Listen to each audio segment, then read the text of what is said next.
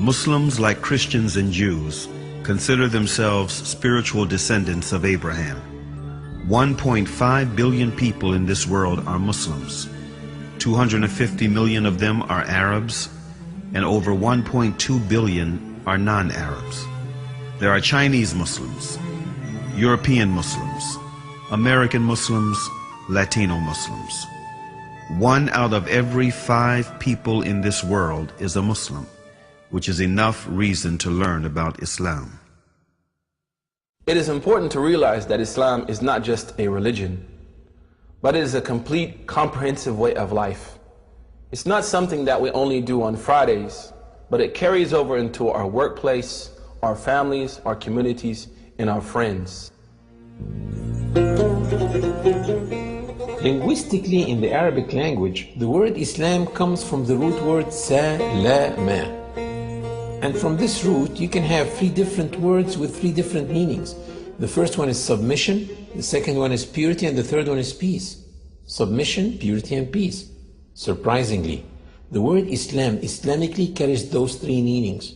The word Islam Islamically means that if any person fully submits himself or herself to the will of God and worships God purely without any association with God, worships God alone, he or she should live in peace and harmony in this life and in the hereafter. So the word Muslim in the Arabic language doesn't mean literally a follower of Prophet Muhammad. The word Muslim literally means someone who submits to the will of God and worships God alone.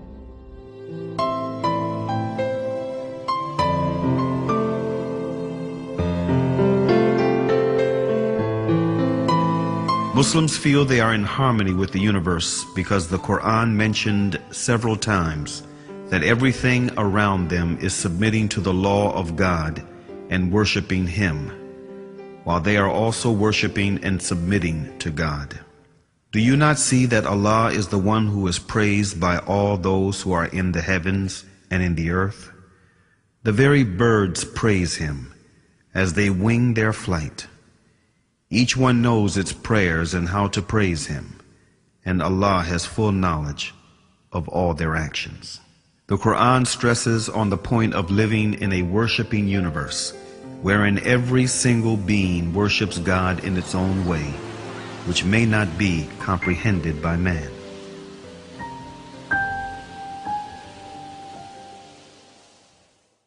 The Quran says, "The 7 heavens, the earth, and all beings therein declare His glory.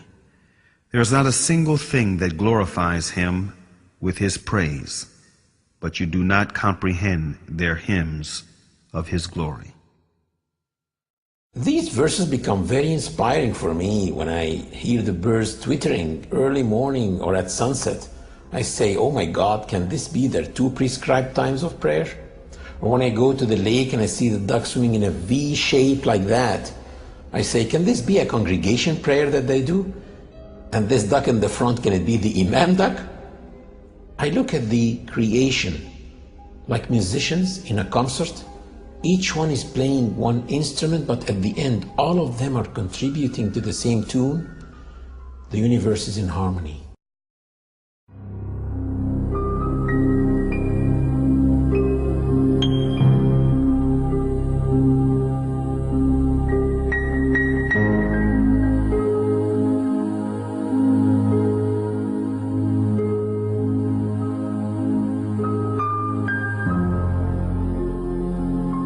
One of the really amazing things about Islam, and what caused me as a young man in North America to accept it as a way of life, is not only does Islam encourage us to accept the existence of our Creator, but also it pushes us to look into His creation, at the variance in colors and languages and cultures, and respect the power of this divine force through His creation. One of the most basic facts in Islam and most important beliefs is that there is a Creator. And one of the ways of recognizing His existence and mightiness is by studying creation. The Creator said to those who believe and those who do not believe in the Quran, "In the creation of the heavens and the earth, and in the alternation of the night and the day, there are signs for people of understanding."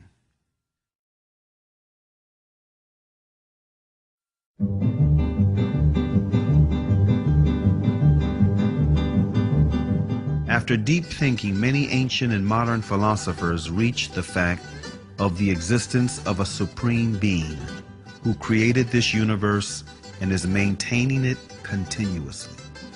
Aristotle, an ancient Greek philosopher and student of Plato, tried to demonstrate this fact, saying, "We hold, then, that the God is a living being, eternal, most good, and therefore life and a continuous eternal existence belong to the God, for that is what the God is."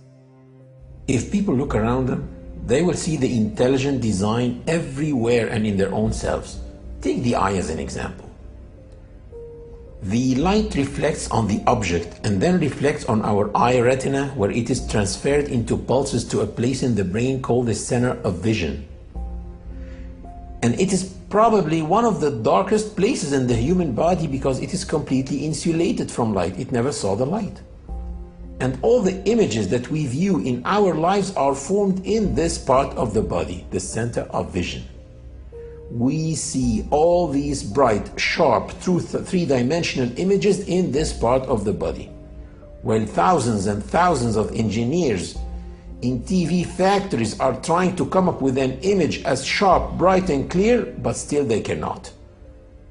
And if someone claimed that TVs that we have at home just came by chance, atoms accumulated and made those TVs, no one will believe it. But still, some people believe that the vision system came by chance.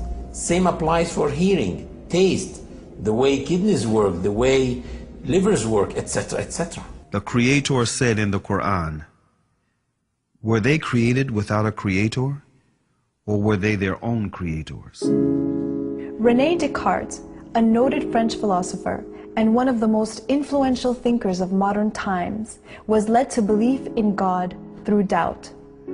He doubted that there is God, but doubt meant to him that he thinks, which in turn meant that he exists, which therefore meant that he was created. And since he did not create himself, therefore someone else must have created him, and that one should be the source of life. Can I be the author of my being? Or can I conserve myself at the present time? If this would be the case, then the idea of a perfect substance would be caused by my own mind. In order for this to be, I should have to be God himself.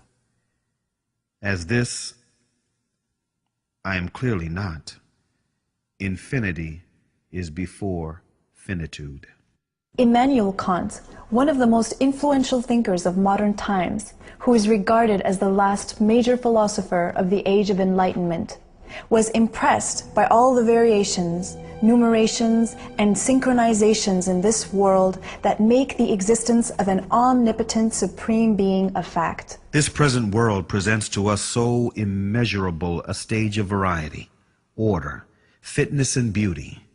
Whether we follow it up in the infinity of space or in its unlimited division, that even with the little knowledge which our poor understanding has been able to gather, all language, with regard to so many inconceivable wonders, loses its vigor, all the numbers their power of measuring, and all our thoughts their necessary determinations, so that our judgment of the whole is lost in a speechless but all the more eloquent astonishment.